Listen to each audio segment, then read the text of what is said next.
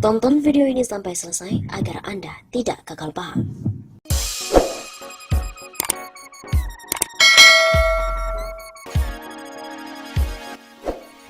Sri Mulyani sebut pria krempeng banyak ciptakan masalah pada ekonomi. Benarkah seperti itu? Saat ini beredar sebuah narasi bahwa Menteri Keuangan Sri Mulyani mengatakan pria bertubuh krempeng banyak menciptakan masalah pada ekonomi. Narasi itu tampak dalam sebuah judul artikel yang diklaim dari laman CNN Indonesia.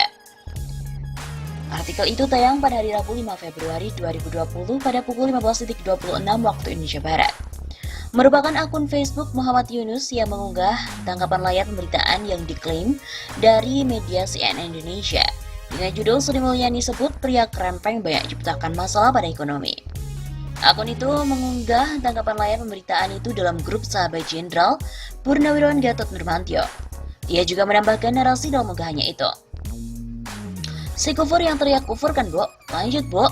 Rakyat bersama dengan kebenaran. Hidup rakyat, NKRI harga mati, merdeka. Tulis akun tersebut. Akun Fariha juga turut menyebarkan tangkapan layar pemberitaan tersebut di grup Anies Baswedan for NKRI.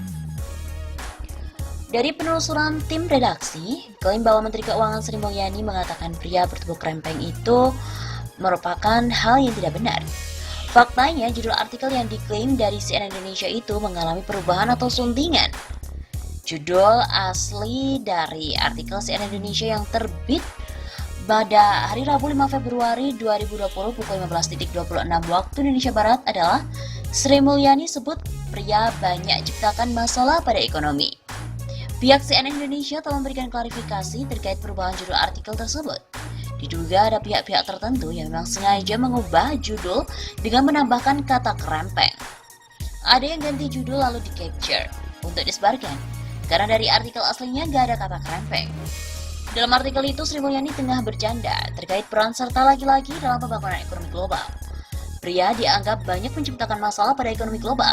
Candaan itu ia berikan untuk menanggapi kondisi ekonomi global saat dirundung ketidakpastian sekarang ini. Kondisi yang tak bersahabat tersebut terjadi akibat kurangnya partisipasi wanita dalam membuat kebijakan. Kebanyakan masalahnya adalah buatan manusia, man-made. Saya ingin tekankan adjective man, terutama karena kurangnya perempuan yang ikut berpartisipasi dalam mengambil kebijakan. Begitu kata Sri Mulyani. Berikut ini merupakan artikel selengkapnya dari CNN Indonesia. Sri Mulyani sebut pria banyak ciptakan masalah pada ekonomi. Menteri Keuangan Sri Mulyani melontarkan candaan terkait peran serta laki-laki dalam pembangunan ekonomi global. Menurutnya, pria banyak menciptakan masalah pada ekonomi global. Candaan itu pun ia berikan untuk menanggapi kondisi ekonomi global saat ini yang dirundung ketidakpastian. Mantan Direktur Pelaksana Bank Dunia itu juga menyebut kondisi yang tidak bersahabat tersebut karena kurangnya partisipasi wanita dalam membuat kebijakan. Partisipasi katanya banyak didominasi oleh pria. Kebanyakan masalahnya adalah buatan manusia atau man-made.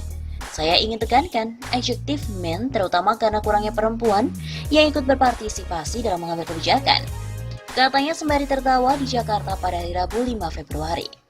Sri Mulyani pun juga mengatakan, salah satu kebijakan laki-laki yang paling jelas memicu ketidakpastian global berkaitan dengan perang dagang Amerika Serikat-Cina. Kebetulan Amerika Serikat dan juga Cina sama-sama dipimpin oleh presiden pria. Amerika Serikat dipimpin oleh Donald Trump, sementara Cina oleh Presiden Xi Jinping. Perang dagang dua negara yang dikobarkan dua pemimpin tersebut sudah berlangsung kurang lebih 2 tahun. Perang dagang itu telah berimbas kepada ekonomi global. Sejak perang dagang berkecamuk, ekonomi global pun terpuruk. Selain perang dagang Amerika Serikat dan Cina, Sri Mulyani juga mencontohkan British exit atau Brexit sebagai sebuah faktor yang memberikan ketidakpastian global. Jadi ini banyak bapak-bapak yang menciptakan masalah karena kurang representasi perempuan dalam membuat kebijakan. Lembaga Keuangan Internasional merevisi turun pertumbuhan ekonomi global. Sebut saja Bank Dunia atau World Bank memangkas proyeksi pertumbuhan ekonomi dunia hingga 0,3% pada tahun 2019 kemarin. Sebelumnya, pertumbuhan ekonomi global diproyeksikan menyentuh 2,9%. Namun laporan Global Economic Prospects edisi Juni 2019 memotong pertumbuhan ekonomi global menjadi hanya 2,6%. Jadi, kesimpulannya adalah klaim bahwa Menteri Keuangan Sri Mulyani mengatakan Pria bertubuh kerempeng banyak menciptakan masalah pada ekonomi itu merupakan klaim yang keliru. Sebelumnya pernah diberitakan pula, Jokowi mengatakan jangan kufur nikmat. Tentang apa? Tentang ekonomi yang melambat 5,02%. Presiden Joko Widodo menegaskan bahwa realisasi pertumbuhan ekonomi sepanjang tahun yang lalu patut disyukuri di tengah dinamika perlambatan perekonomian global. Hal tersebut dikemukakan oleh Jokowi usai pelantikan Kepala BPIP, Badan Pembinaan Ideologi Pancasila di Istana Negara, di Kompleks Istana Kepresidenan Jakarta pada hari Rabu 5 Februari yang lalu. Alhamdulillah, ini patut kita syukuri, bahwa pertumbuhan ekonomi masih di atas 5%, yaitu 5,02%. Patut kita syukuri, yang lain bukan turun, anjlok. Kalau ini kita harus syukuri, artinya kita ini kalau enggak kita syukuri, artinya kita kufur nikmat. Tegas Jokowi. Jokowi mengemukakan bahwa capaian pertumbuhan ekonomi sepanjang tahun lalu jauh lebih baik dibandingkan dengan negara-negara tetangga, bahkan jika dibandingkan dengan negara anggota G20. Pertahankan pada posisi yang seperti ini saja sulit sekali. Tetapi kita juga senang bahwa komunikasi antara otoritas moneter yakni Bank Sentral dengan pemerintah baik. Begitu katanya.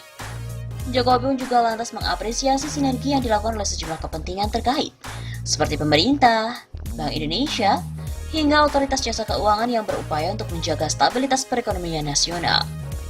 Saya kira kebijakan moneter oleh BI sangat prudent, kebijakan perbankan oleh OJK pun juga sangat prudent, itu sangat baik. Juga kebijakan fiskal kita yang sangat prudent, itu juga sangat penting sekali. Begitu katanya. Sebagai informasi, Badan Pusat Statistik atau BPS mengumumkan angka pertumbuhan ekonomi terbaru. Pada kuartal 4 2019, pertumbuhan ekonomi tercatat 4,97% year on year. Angka ini berada di bawah konsensus pasar yang dihimpun oleh CNBC Indonesia, yakni 5,04% sekaligus menjadi catatan terendah sejak kuartal keempat tahun 2016.